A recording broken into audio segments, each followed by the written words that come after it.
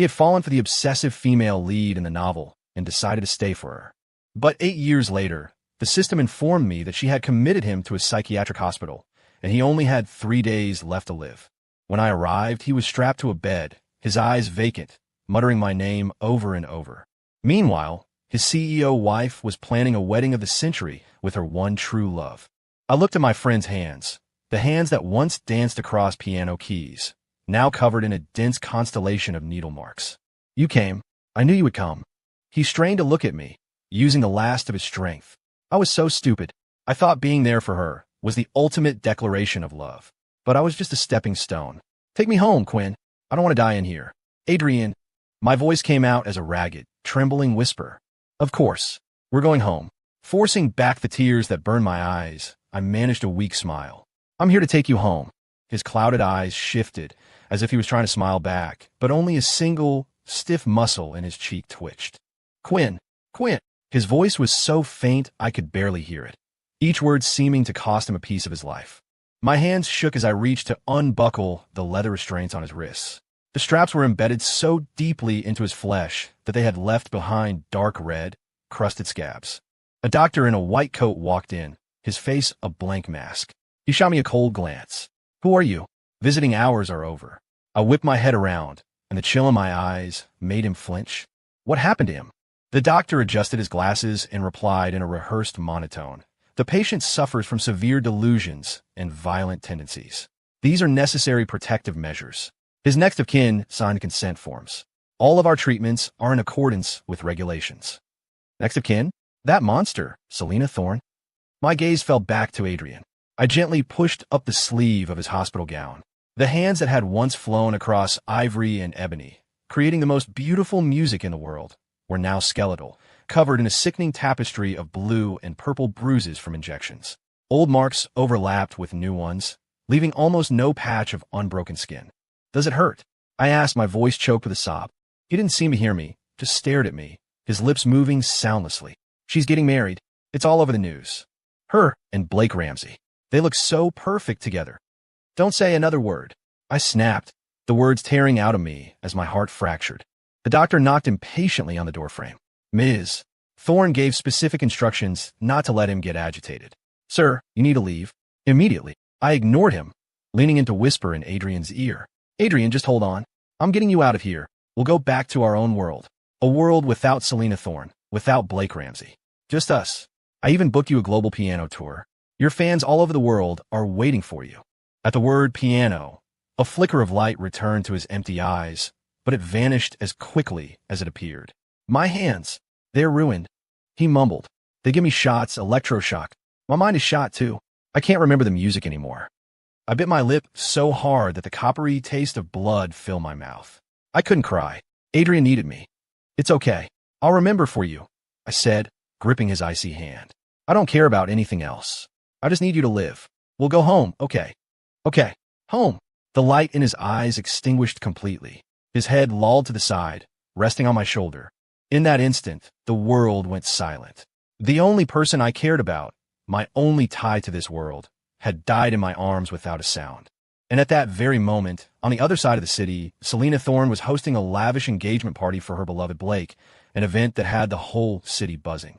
On television, her radiant face was aglow with a loving smile as she stood next to Blake Ramsey, the picture-perfect couple. They were celebrating. I held Adrian's cooling body and smiled. Since you made him suffer in hell, I'll turn this world into your own personal hell. Thorne Industries' engagement party of the century was held at the Harbor Grand Hotel, the most exclusive 7-star hotel on the bay. The ballroom was a sea of glittering socialites and influential figures. Dressed in a haute couture gown, Selena Thorne elegantly raised her champagne flute, accepting the endless stream of congratulations. Beside her, Blake Ramsey, in a white tuxedo, smiled like a pristine prince who had never known a moment of hardship. Selena, thank you for everything you've done for me, Blake said softly, his eyes full of adoration. Selena's response was just as affectionate. For you, anything is worth it. Bang! The gilded doors of the ballroom were thrown open with a deafening crash. Every head turned in unison. I stood there in a stark black suit, a stark contrast to the opulent celebration. My face was darker than my suit, my eyes like daggers aimed directly at the couple on the stage. Quinn. Selena's pupils contracted the moment she recognized me. So, she still remembered me. 8 years ago, Adrian and I had appeared by her side together, but I had chosen to leave. Blake Ramsey clutched Selena's arm, adopting the look of a startled, delicate victim. Selena, who is this gentleman? Who are you? Who let you in? Security. Selena's assistant immediately stepped forward, shouting. Several guards quickly surrounded me, trying to drag me out. I swept a cold gaze over them and said only one word. Get lost. The burly guards, stunned by the sheer force of my glare, hesitated. I started walking, my footsteps echoing off the marble floor with a sharp, rhythmic tap, tap, tap as I approached the stage. Selena Thorne, I brought you a gift. With that, I pulled a small, plain box from the inner pocket of my suit and gently placed it on the red-draped gift table. The stark white of the urn was jarring against the celebratory crimson. You psycho. You're insane. Selena's face turned ashen with rage. She swept the urn off the table, sending Adrian's ashes spilling across the floor. Ah! Blake Ramsey cried out, his face pale as he scrambled behind Selena. I stared at the patch of gray-white dust on the floor, and my eyes instantly turned red. Selena Thorne, you pushed Adrian into hell with your own hands. Are you going to shatter even the last piece of his peace? My voice was a low growl, each word forced through clenched teeth. What the hell are you talking about? Selena shrieked. Adrian had a psychotic break. His death has nothing to do with me. Nothing to do with you? I laughed. 8 years of loyalty. 8 years of paving your path to success, deflecting every corporate attack, taking all the blame for you. And in the end, you call him psychotic. You locked him in that hellhole, torturing him every day with drugs and electroshock therapy. You ruined his hands, you destroyed his mind, and all for what? To make room for your precious boy toy. My voice grew louder, each word a sledgehammer blow, striking the conscience of every guest in the room. A murmur rippled through the crowd as they began to whisper, their gazes toward Selena and Blake turning speculative. That's absolute nonsense.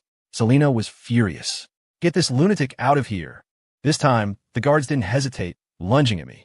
A dangerous glint flashed in my eyes.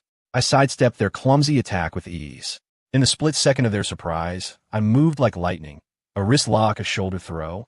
In moments, all 4 guards were on the floor, groaning in pain. The hall was dead silent. No one had expected this lean, quiet man to be so terrifyingly skilled. I looked back at Selena, a cold smirk playing on my lips. Selena Thorne. And you, Blake Ramsey. I pointed a finger at them both. I'm not just going to destroy your reputation and leave you with nothing. I'm going to make you personally experience every ounce of the agony Adrian endured.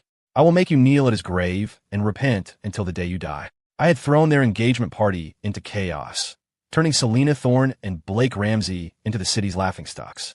The next day, Thorne Industries' PR team went into overdrive. The internet was flooded with a targeted smear campaign against me. Mysterious man crashes engagement party. Jilted ex-lover suspected. Source claims man named Quinn has a family history of mental illness. Ms. Thorne did everything she could. Quinn vanished 8 years ago. Background a mystery. Actions are unstable.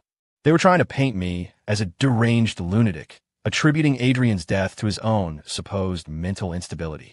Public opinion began to shift, and sympathy poured out for Selena and Blake. In front of the media, Blake Ramsey put on a masterful performance, his eyes red-rimmed and his expression pained. I don't know this Mr. Quinn, and I don't know why he holds such hostility towards me. As for Adrian, it breaks my heart. Selena did so much for him over the years. We all just wanted him to get better. What a perfectly pitiful, poisonous snake. Sitting in her office, Selena Thorne read the online comments, and her expression finally eased. Where's Quinn now? She asked her assistant. We can't find him. It's like he vanished into thin air. He's not on any surveillance footage or in any records. Selena's brow furrowed again. The man had been an enigma 8 years ago. Now he was something more. I don't care what it takes. Find him. She had no idea I hadn't gone anywhere. At that very moment, I was sitting in a coffee shop, my fingers flying across the keyboard of my laptop. On the screen, a waterfall of code streamed past. You want to play the media game? I murmured to myself, my eyes filled with scorn. Then let's turn this drizzle into a hurricane. At 3 p.m., Thorne Industries convened an emergency press conference. Selena Thorne and Blake Ramsey stood side by side, ready to clear their names in front of the national media. Regarding the recent rumors, I would like to clarify. Selena had barely started speaking. Suddenly, every large screen in the venue, along with the screens of every reporter's laptop and phone, flickered and changed. A high-definition video began to play automatically. The scene was the hallway of a psychiatric hospital. In the video, Blake Ramsey was speaking to a doctor, his face twisted with malice. Up the dosage. I want him to be a drooling vegetable, incapable of a single coherent thought. The doctor hesitated. Mr. Ramsey, if we continue like this, he'll die. Blake sneered. Even better. Dead men cause no problems. The role of patriarch of the Thorne dynasty belongs to me, Blake Ramsey. Does a lowlife like Adrian Vance think he's even worthy? The scene cut. Now it was a conversation between Blake and Adrian. Don't blame me, Adrian, Blake said, a sickeningly fake smile on his face. Blame yourself for being in my way. Selena has always loved me. You were just a tool to help her build her career. Now that she's on top, it's time for the tool to be thrown away. In the video, Adrian tried to scream a rebuttal, but was pinned down by 2 orderlies and dragged into the electroshock therapy room. His horrifying screams echoed through the speakers, filling the press conference hall. The reporters went into a frenzy, a blinding storm of camera flashes engulfing the instantly pale faces on the stage. No, it's not real. It's a deep fake. It's edited. Blake Ramsey shrieked, completely losing his composure. Selena was stunned. She stared at the venomous man on the screen, unable to believe this was the pure, perfect angel she held in her heart. The video ended with a final message from me, a cold, synthesized voice resonating through the hall. Selena Thorne, do you see now? This is the man you swore to protect for the rest of your life. You're not just blind, your heart is blind, too. This is just the first gift. You should look forward to what's next. After all, the real show is just beginning. The video ended, and the screens returned to normal. The press conference erupted into absolute chaos.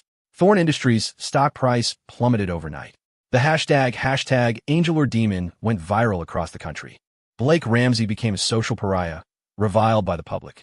Selena Thorne was branded a toxic CEO and blind fool, her reputation in tatters. She locked herself in her office, smashing everything she could get her hands on. She couldn't understand how that video had surfaced. The psychiatric hospital security system was designed by Thorne Industries' top security team. It was supposed to be impenetrable. Quinn, who in God's name are you? After the rage subsided, a bone-deep fear set in. Meanwhile, the scandal had sent shockwaves through the Thorne family estate. The family patriarch, Selena's grandfather, was so furious he nearly had a heart attack. Disgraceful! You have dragged the Thorne family name through the mud, the old man bellowed, striking the floor with his cane. Selena's parents were equally grim-faced. Selena, that Blake Ramsey is never to set foot in this house again, her mother declared. Selena pinched the bridge of her nose, exhausted. Dad, Mom, I'll handle this. The priority right now is to stabilize the company's stock. Stabilize it? How? Her father slammed his hand on the table. The entire market is laughing at us. You put the company in this much danger for a man. As they argued, the butler hurried in. Sir, there's a woman at the door who claims to be a Ms. Diana Thorne. Diana. Mr. Thorne, Signor. Paused. I thought she was still overseas. When did she get back? Before he could finish, a tall, imposing woman strode into the room. She appeared to be in her late 30s, with sharp, handsome features and an air of profound confidence that made her resemble Selena, though their dispositions were worlds apart. She was Selena's aunt, the legendary figure of the Thorne family, Diana Thorne. Brother, sister-in-law, it's been a while, Diana said coolly, her eyes sweeping over the disheveled Selena before a faint, knowing smile touched her lips.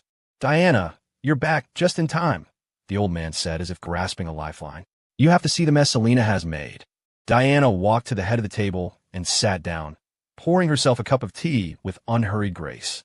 I heard about Selena's situation. She took a sip before continuing. However, I'm not here for her today. She raised her eyes to meet Selena's. I'm here for what Mr. Adrian Vance left behind. Selena froze. Adrian? What could he possibly have left? Diana smiled and pulled a file from her briefcase, tossing it onto the table.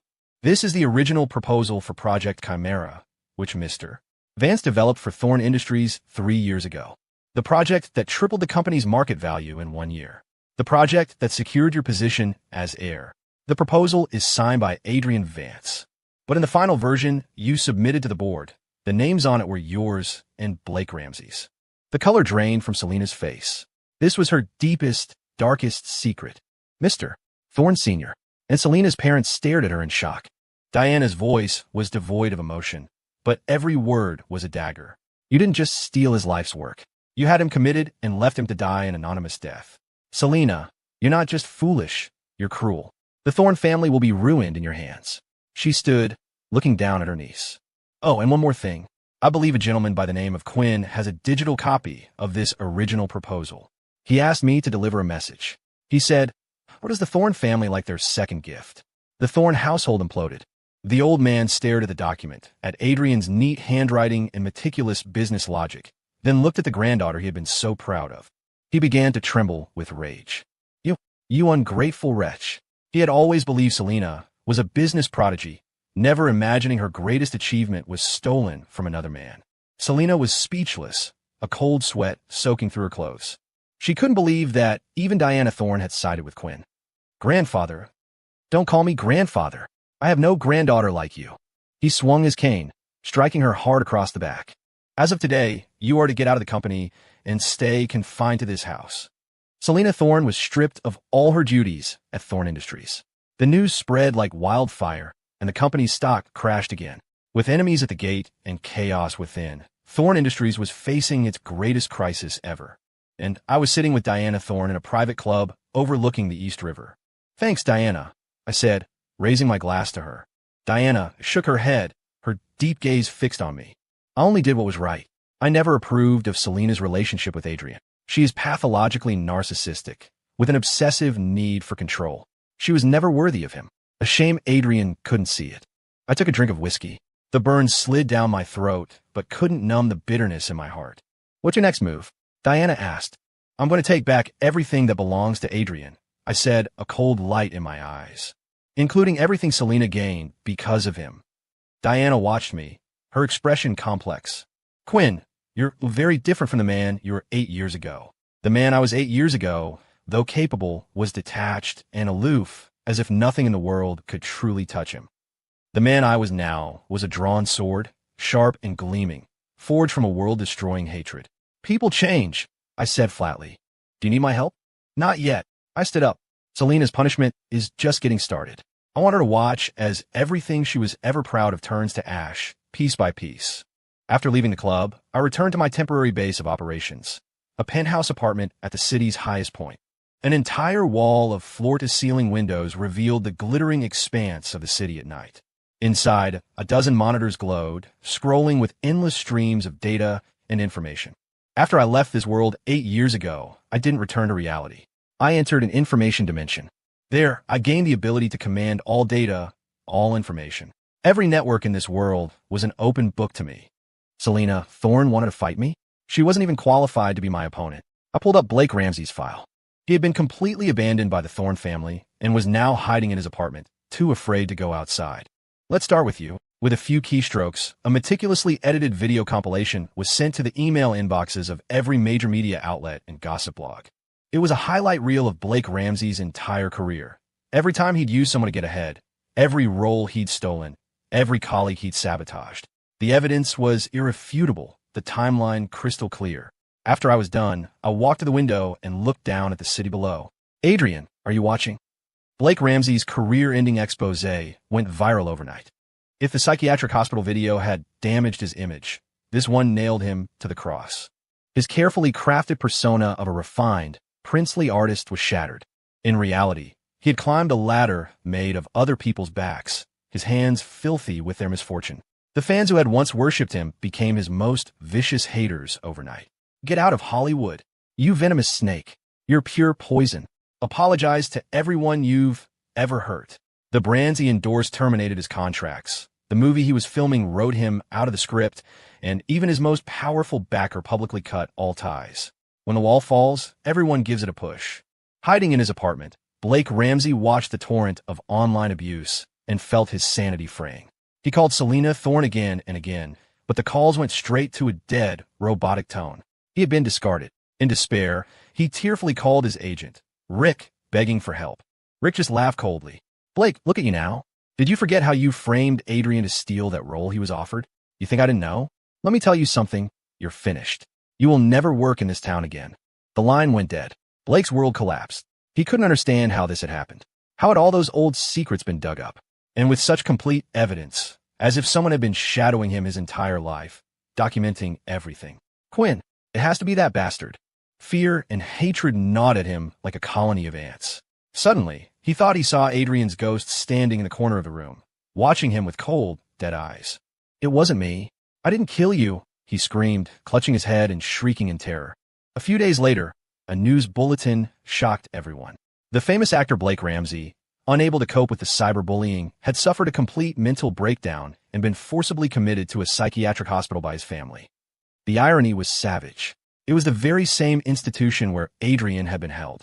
When I saw the news, I was placing a bouquet of Adrian's favorite white roses on his gravestone. Adrian, he's there with you now, I said softly. Are you happy? But it's not enough. What he had them do to you, I'll have them do to him. The electroshock, the drugs. He won't be spared a thing. An eye for an eye. Footsteps approached from behind. I turned to see Diana Thorne. She was wearing a black trench coat and also held a bouquet of white roses. She placed the flowers gently by the headstone and stood in silence for a moment before speaking. What's next? This is just the beginning. I looked at the picture on the headstone. Adrian's smile was so bright. Selena has been contacting foreign investors, Diana said. She plans to short Thorne Industries, drive it into the ground, and then buy it back for pennies on the dollar to regain control. Oh, I raised an eyebrow. She's ruthless enough to burn down her own family's company. She's lost her mind, Diana said, looking at me. She's found a few traces of you, and I think she's starting to guess at the nature of your abilities. She's looking to hire one of the top hacker groups in the world to retaliate. I smiled. A top hacker group? In front of me, they're just children with sticks. Tell her I'll be waiting. Selena had indeed gone insane. Cast out by her family and relentlessly cornered by me, her personality had warped into something monstrous. She contacted the most notorious hacker collective on the dark web, offering them an astronomical sum to attack my network and pinpoint my physical location. At the same time, she began frantically selling off her shares of Thorne Industries, joining forces with Wall Street predators to launch a fatal strike against the company. She was going to burn everything to the ground and take me with her. A war without smoke or bullets erupted simultaneously in cyberspace and on the stock market. The leader of the hacker collective posted a challenge on a dark web forum. Heard they're the new cyber god in the East? Let's see what you've got. In an instant, the eyes of the world's elite hackers were fixed on the duel. I sat before my screens, watching the tsunami of attack data flow in, a cold smirk on my face. A firefly daring to challenge the moon.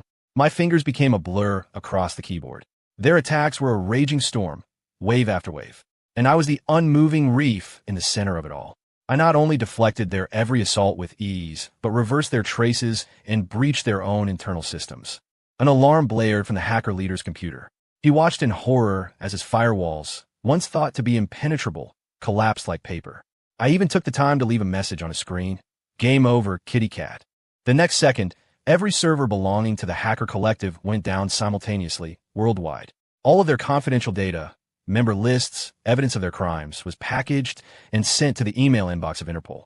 A top-tier organization that had terrorized the dark web for a decade was utterly dismantled by me in under 10 minutes. The leader stared at his servers, now nothing more than a pile of scrap metal, his face the color of ash. He finally understood. He hadn't provoked a man. He had provoked a god. Meanwhile, in the financial markets, Selena and Wall Street's short-selling scheme met a similarly devastating fate. Just as they believed victory was in their grasp, ready for the final killing blow, a mysterious and colossal fund suddenly entered the market. With the force of a thunderbolt, this new capital began buying up shares at an insane rate, single-handedly dragging Thorne Industries stock from rock bottom to the daily trading limit. Every short seller was wiped out. Selena's multi-billion-dollar investment, along with all her leveraged funds, evaporated in an instant. She had lost everything. Was that you? Diana's voice on the phone was laced with awe.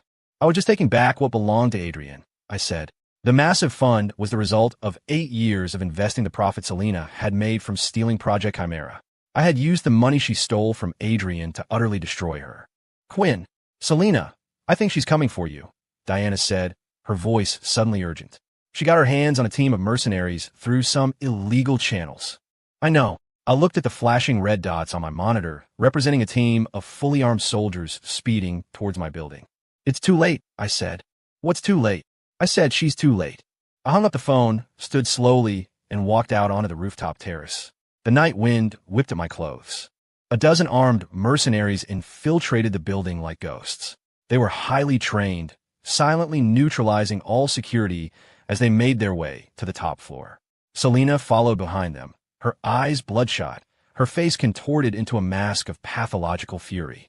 She had lost everything. Now, all she wanted was to personally kill the man who had taken it all away. Crash! The door to the rooftop was kicked open. The mercenaries fanned out, their rifles aimed at the lean figure standing at the edge of the terrace. I turned slowly, my face devoid of expression. Selena Thorne, you're even more pathetic than I imagined. Quinn, Selena shrieked, stepping out from behind her men. You think you've won? Today, I'm sending you to hell to join that worthless Adrian. Is that so? I chuckled, the sound dripping with contempt and pity. Shoot him. Kill him for me. Selena roared, completely unhinged. But no one moved. The mercenaries stood frozen as if turned to stone. Selena stared, confused. She looked back at them and saw expressions of absolute terror on their faces. A cold, electronic voice was playing on a loop in their tactical earpieces. Target has been updated. Eliminate Selena Thorne. Payment will be 10 times the original contract. You. Selena stumbled backward in horror. The people you paid to kill me are now mine, I said calmly. This is the power of capital. You of all people should understand that, right? The mercenaries slowly turned their guns, the dark muzzles now aimed at their former employer. No, don't. Selena's mind finally shattered. Her legs gave out, and she collapsed to the ground. I walked toward her, step by step, and looked down as if at a pitiful insect. Selena, did you know that Adrian was still whispering your name as he died? My voice was soft, but it was a knife twisting in her heart. He said he was so stupid that he thought being there for you was the ultimate declaration of love. He never imagined he was just a stepping stone on your path to success. He begged me to take him home. He said he didn't want to die in that cold, empty place. Selena's body began to shake violently. She clutched her head, screaming in agony. Stop it. Stop talking. Why should I? I crouched down, grabbing her chin and forcing her to look into my eyes. You destroyed his entire life. Does it pain you now to even hear his last words? You know, I could have killed you on the very first day. But I didn't, because just killing you would be too merciful. I wanted you to watch your empire crumble, to see your lover go insane, to feel your pride ground into dust. I wanted you to rot slowly in a prison of endless regret and terror. Selena looked at me, her manic rage replaced by a soul-deep fear. You're not human. You're a devil. Correct, I smiled. I'm the devil who crawled back from hell to claim your souls. I didn't have a mercenaries kill Selena Thorne. I simply had them cripple her, breaking all 4 of her limbs, before having her thrown into the same psychiatric hospital as her beloved Blake Ramsey, where they became neighbors. I made arrangements with the doctors and nurses. There, Selena and Blake would experience, day after day, every treatment that Adrian had once endured. Unable to live, forbidden to die. For them, that was the most fitting punishment. Under Diana Thorne's command, Thorne Industries gradually stabilized. She was ruthless, swiftly purging the company of its corrupt elements and executing a lightning-fast takeover to secure absolute control. Once it was done, she asked to meet with me. We met at the same private club overlooking the East River. Thorne Industries is still Thorne Industries, but it's not the same company anymore, she said, sliding a share transfer agreement across the table. This is 30% of the company's stock. It's what Mr. Vance deserved. I didn't take it. Use these shares to create a foundation. Name it after Adrian Vance. Have it fund talented young musicians from low-income families. Diana looked at me for a long moment, then nodded. Done. I have to go, I said. Back to your world. Yeah, I nodded. There's nothing left for me here. My mission was complete. A complex emotion flickered in Diana's eyes. Reluctance, melancholy, but it all resolved into a quiet sigh. Safe travels. She stood up, and for the first and last time, she gave me a hug. Quinn, thank you. For Adrian, and for the Thorne family. I just smiled, saying nothing. After leaving the club, I visited Adrian's grave one last time. A fresh bouquet of white roses lay by the headstone. Diana had already been here. I sat down, leaning against the cool stone, and spoke to him like I used to. Adrian, I got your revenge. The people who hurt you have all paid the price. I donated the profits from Project Chimera and started a music foundation in your name. From now on, so many kids will get to chase their dreams because of you. Your name will be remembered forever. I'm leaving now. Will you be lonely here by yourself? A gentle breeze rustled the leaves, the sound like a soft reply. I smiled. No, you won't be lonely, will you? Your music, your kindness, they will live on as countless beautiful melodies, echoing forever in this world. System notification. Revenge mission complete. Timeline restructured. Initiate return. The long-forgotten voice of the system sounded in my mind. I stood up, taking one last look at the smiling boy on the headstone. Goodbye, Adrian. Goodbye, this world. I chose yes. A flash of white light, and I was back in the real world. I was in the same apartment I had left from. It all felt like a long, vivid dream. I looked at myself in the mirror, a face both familiar and strange. In that other world, I had experienced the extremes of hatred and the satisfaction of vengeance. Now all was quiet. My phone buzzed. A new press notification. Piano virtuoso Adrian Vance announces global comeback tour. Tickets sold out instantly. I froze. Adrian.